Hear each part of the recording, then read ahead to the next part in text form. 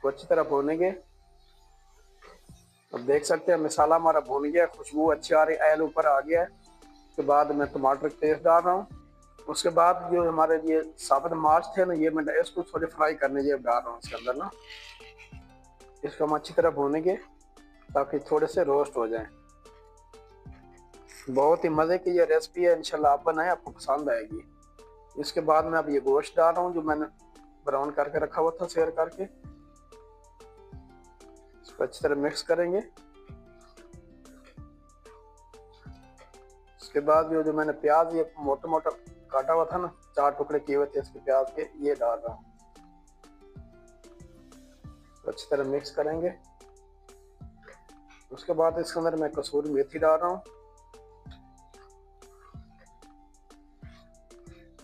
बाद ये मैं गरम मसाला डाल रहा हूँ। इसको अच्छी तरह